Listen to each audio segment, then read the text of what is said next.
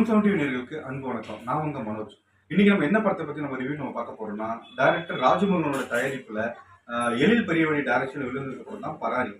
So இந்த படம் பார்த்தீங்கன்னா, பராரி ரொம்பவே டைட்டில் ரொம்ப நல்லா அழகா வச்சிருக்காங்க பராரின்னு சொல்லிட்டு.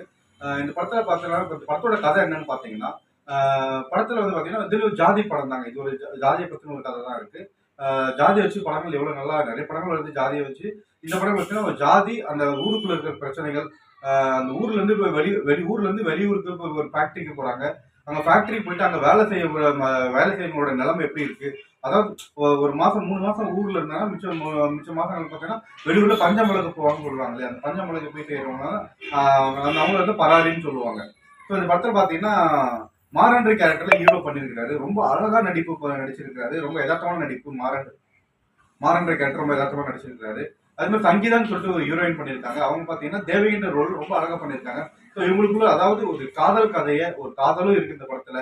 ஒரு ஜாதியை வச்சு படமும் பண்ணியிருக்காங்க. ரெண்டாவது கர்நாடகாவில் நிலவர பிரச்சனைகள். கர்நாடகாவில் தமிழ்நாட்டுக்கு தண்ணி கொடுக்க மாட்டேங்கிறாங்க. அந்த தண்ணி ஏன் கொடுக்க மாட்டேங்கிறாங்க?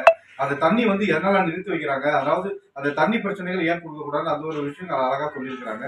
இந்த படத்துல பார்த்தீங்கன்னா அந்த வில்லன் ரோல் பண்ணியிருக்கிற அந்த பையன் வந்து பார்த்தீங்கன்னா ரொம்ப அழகா பண்ணியிருக்கிறாரு. அவர் வந்து பார்த்தீங்கன்னா அந்த கர்நாடகாவில் வர்ற ஒரு நல்ல ஒரு கர்நாடகாவில் பேசக்கூடிய கர்நாடகா லாங்குவேஜ் நல்லா பேசக்கூடிய அந்த வில்லன் ரோல் பண்ணிருக்க அவர் வந்து ரொம்ப மிரட்டி இருக்கிறார் அந்த படத்துல பாத்தீங்கன்னா. ரெண்டாவது இந்த படத்துல ஃபர்ஸ்ட் ஹாஃப் பாத்தீங்கன்னா எங்கேயுமே லேக் இல்ல. ஃபர்ஸ்ட் ஹாஃப் ரொம்ப நல்லா இருக்கு.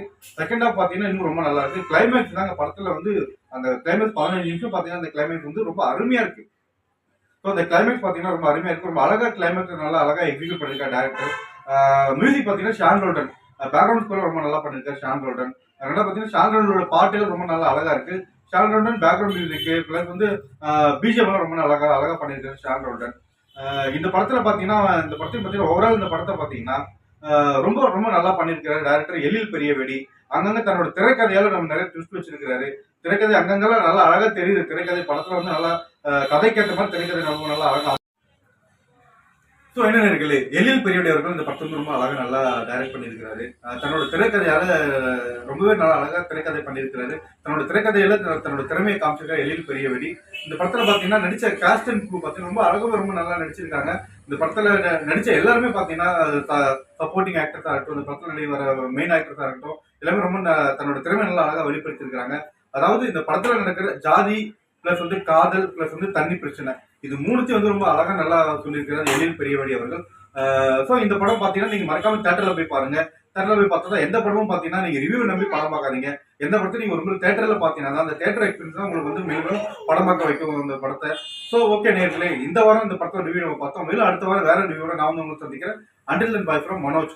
ஸோ மறக்காம ஜூன் 7 டிவியை லைக் பண்ணுங்க, சப்ஸ்கிரைப் பண்ணுங்க, கமெண்ட் பண்ணுங்க.